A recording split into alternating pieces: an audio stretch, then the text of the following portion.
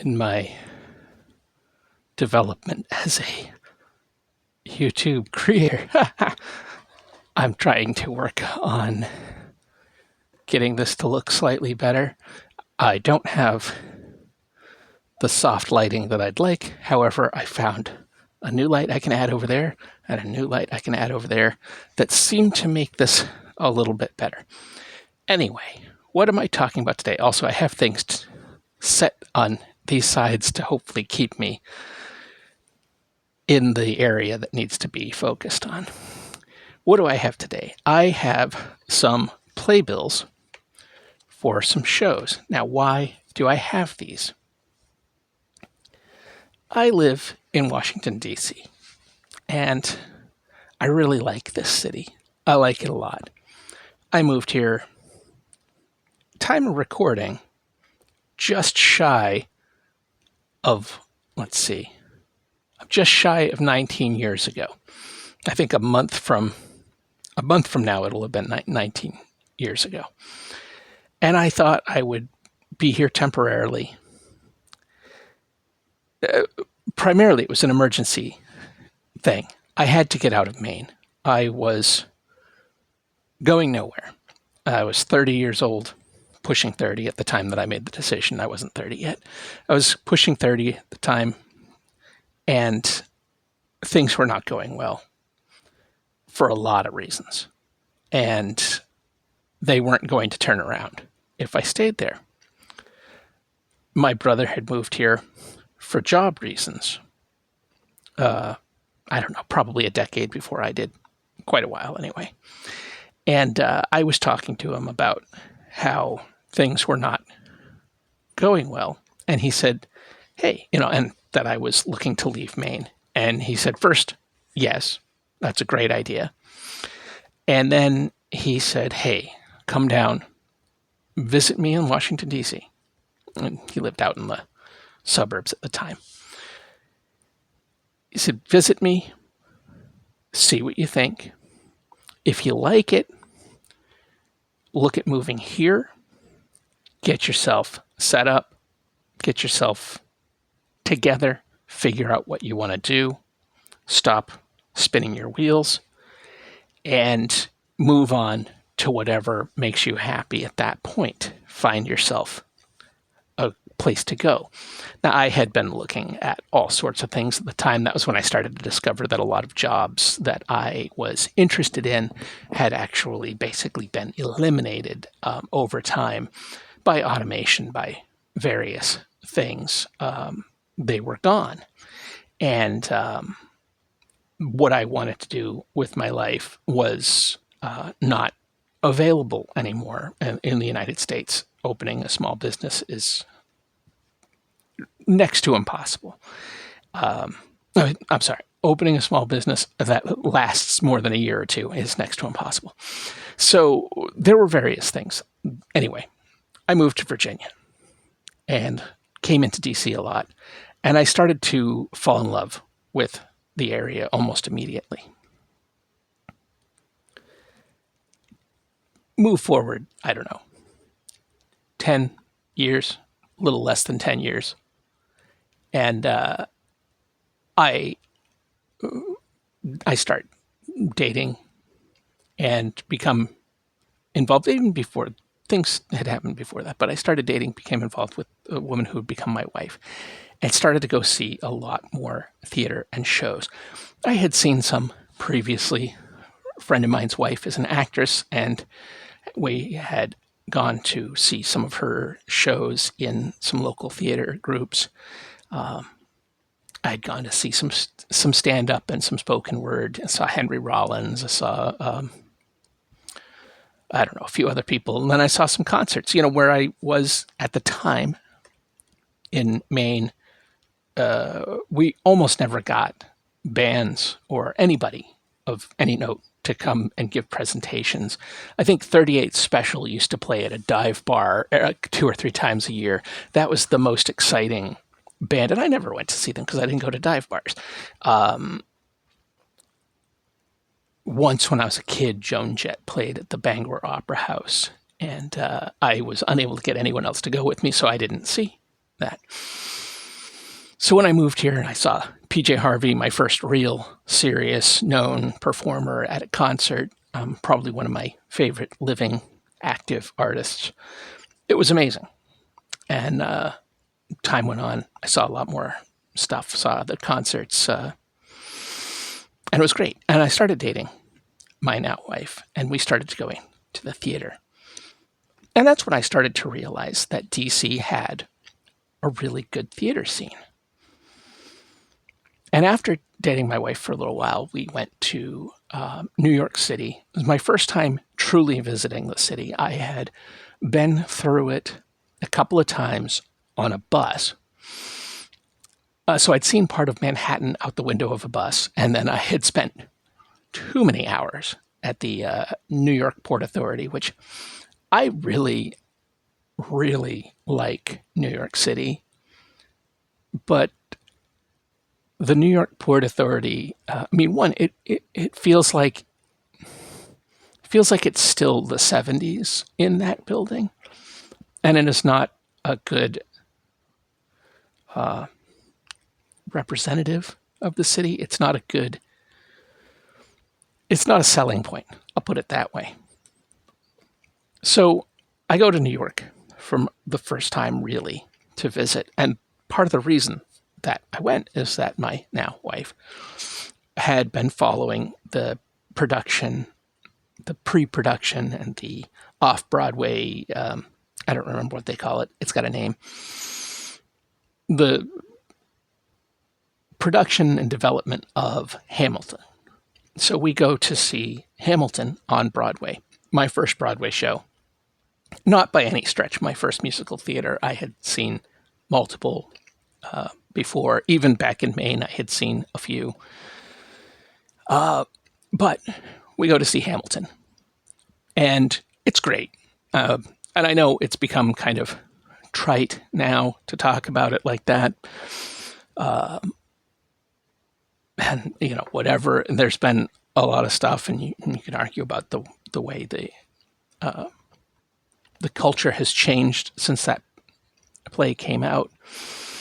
And, the United States has changed. The vibe has changed, and it just doesn't feel the same way it did at the time. But at the time, it was an amazing show, and I had a blast. And I say all that because, saw Broadway, went to a few Broadway plays, but then came back and we started going to see more musicals and plays in D.C.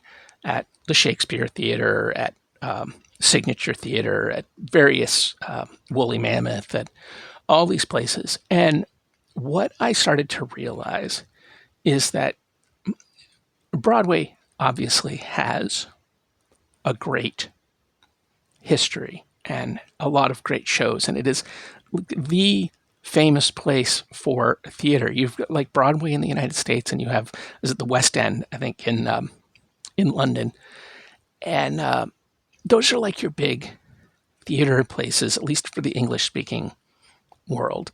And I mean, I know Sydney has the Opera House and stuff, but I don't hear Australian theater talked about a lot. I don't hear Canadian theater talked about a lot. I'm sure that they exist, and I'm sure that they're quite good. I know several actors that I like. It came out of the Canadian theater system.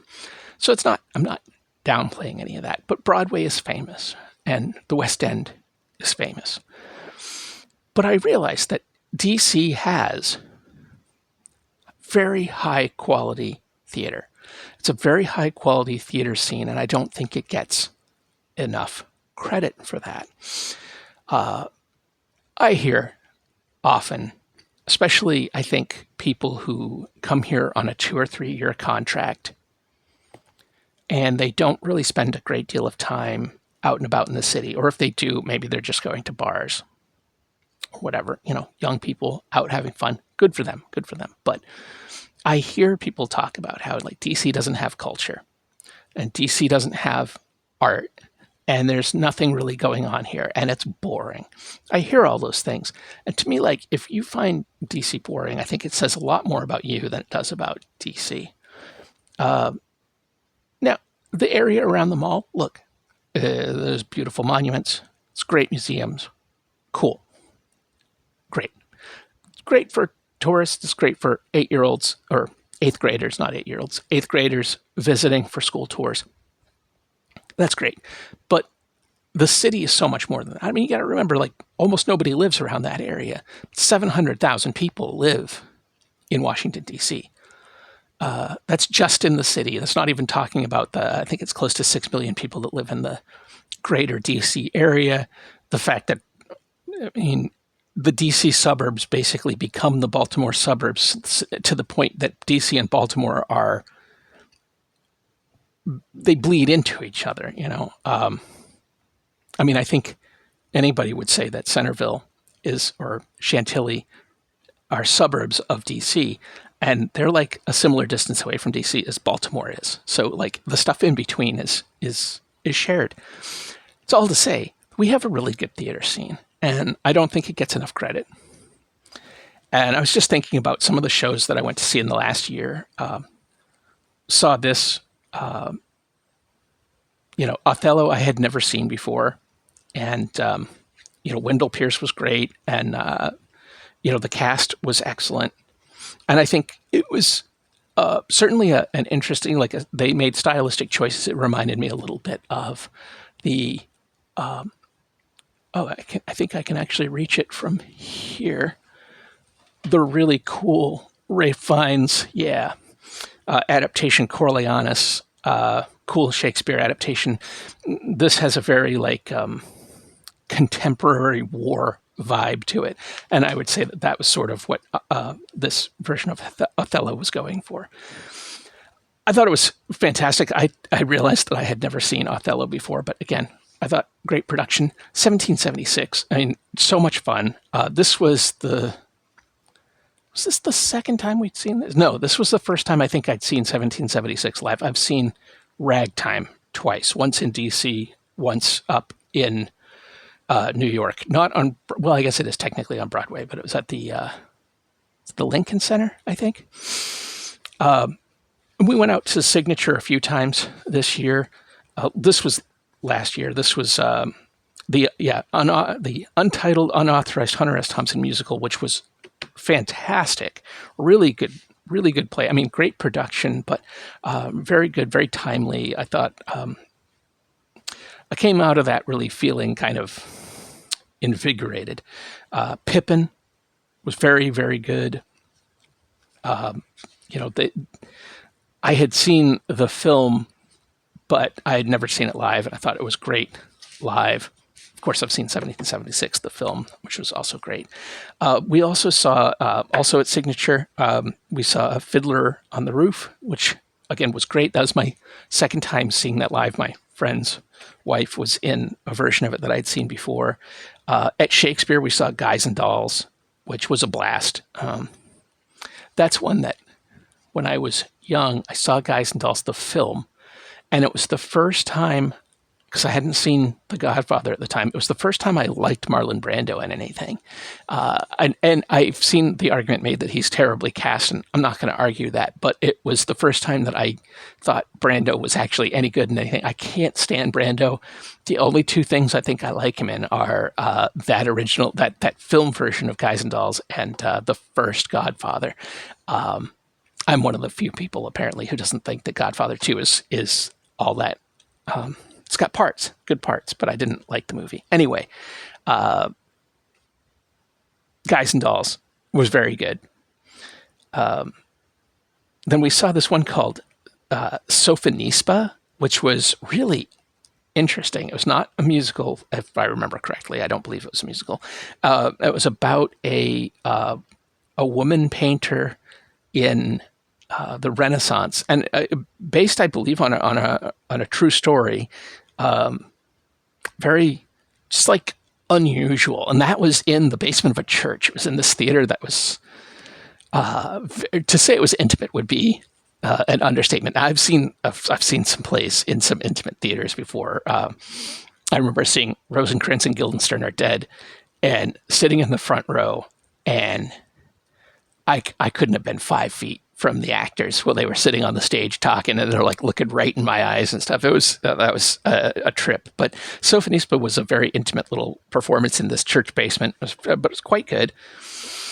And I saw more spoken word. You know, I've seen I mentioned Henry Rollins. I'd seen Mike Birbiglia, but this past year, relatively recently, we saw Dead Inside, Ricky Lindholm's one-woman show, which was, fascinating. I had, Ricky's been around for a while, and I've seen her in a lot of movies, and I always enjoy her appearances in films, and I absolutely loved her and Kate Micucci's Garfunkel and Oates music. Their songs are a blast. I mean, so profane, so dirty, but I love them. So it's just some of the stuff that we've seen like in the last year or so. I think this was about this time last year, and some of these were more recent. But it's just a reminder that,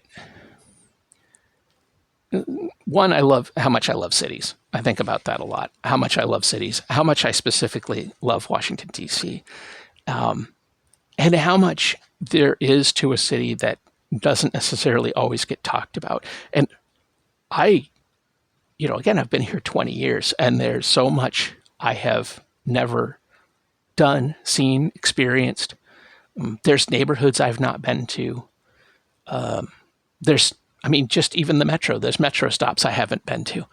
I think I've been to the terminal station almost every terminal station except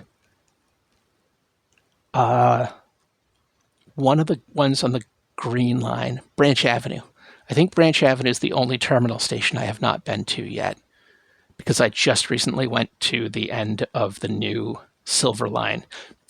I've never been to New Carrollton on the Metro. I've been to New Carrollton on the Amtrak, but not on the Metro. Anyway, city's great. That's what I'm saying. And I think the theater scene here is worth noting. I think we have some excellent people. You'll sometimes see people come down from the Broadway scene to be in plays down here, and I think that speaks to the quality. If the Kennedy Center ever gets up and running again with proper leadership, I would love to start going back to that again, but that's not happening anytime soon. They did great work. The National Symphony Orchestra is fantastic. Nocita, the conductor, is great.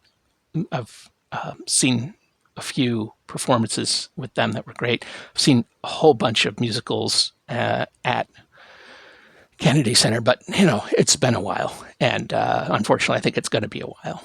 But anyway, I just wanted to ramble a little bit about the DC theater scene, about how much I really do love this town, and we're coming up on, again, by the time this posts, it might even be there, but we're coming up at the beginning of September. It will be 19 years since I moved here, and it was the best decision of my life. And I thought it would be a stepping stone. I really did. I thought I'd move here, and then I would find, the biggest thing was I was barely treading water, and I was going to drown. So getting out of Maine was climbing out of the water. And as the years went on, I really thought I would keep going, but I've stayed where I got, and I have enjoyed it to no end. Now, that said, that's not saying I would never leave. I've certainly contemplated some other places, Copenhagen, and a part of me would love to try my hand at New York City. I don't know if it's possible. I honestly don't know if it's possible at all. And even if it is possible, I don't know if it would be more than a couple of years. But I'll tell you what, there's a part of me. And the last couple times up there, is that right? I think the last couple times up there, we've stayed in the Bronx. And I really like a lot of what I've seen in the Bronx, quite a bit. And I'm like, I don't know, man, I could do that. I could do that. Yeah, I could be in the Bronx, and if I want to be downtown, I can, down midtown or whatever, I can hop on a train and I can be there in 35, 40 minutes. That's pretty cool. And I mean, like where I was when I was living here I was living in the suburbs of DC. It took me an hour to get from my house to downtown.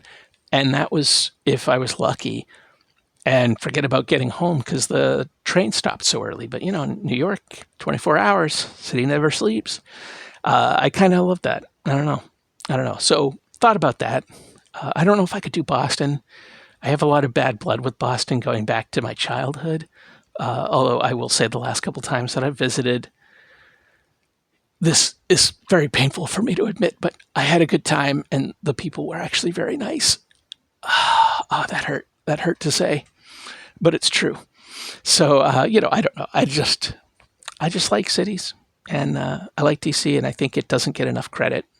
And I think it's been a rough couple of years, but it's been a rough year here. And people here are not having a great time, but it's still a great city. And if we make it through this, I think it'll come back stronger, and it's pretty cool. But if you're in town and you want to do something besides just the tourist sites, check out a play. Ford's Theater, it's closed right now. I mean, when I'm recording this, it's closed for renovations, but it'll be opening up again soonish. Ford's does great work. It's an interesting theater because it is the original location, but the interior had to be rebuilt after a fire. But it's been rebuilt to be like the original theater, and you can also kind of, as you know, that it's like, oh yeah, they've newer theaters are designed a little better, but still, it's a cool venue to see stuff in, especially something like 1776 or Ragtime, which we saw there at one point. It's a very cool venue for that sort of thing. I know they do Christmas Carol, I think almost every year, if not every year. I think we've seen the guy who usually plays Scrooge. He's been playing Scrooge for several years in a row, and I think we've seen him in a few other plays. He might have even been in Pippin. I can't remember. But who's the guy in Pippin that was so good? There was such a good cast. I think it was. I can't remember now. I think it was Ben Bogan. I can't remember. Anyway, somebody in it was great. Yeah, get outside of the National Mall area and check out some other stuff. My favorite movie theater in the area is up in Silver Spring. Real easy to get to on the metro. Take Red Line up to Silver Spring and go to the AFI Silver, and you can catch classic movies on the big screen. They also do 70 millimeter projection. That's what we just saw, the Odyssey there in 70 millimeter, and we saw something a little while ago also in 70 millimeter. One Battle After Another, I think. Anyway, it's a cool venue to have close by. The interior of the theater is awesome. Looks like a very Art Deco kind of place. Anyway, it's a great city. You should visit and check out some of the neighborhoods. Get out of the downtown area and see where the people live, because it's a pretty groovy place to live, actually. So until next time, take care.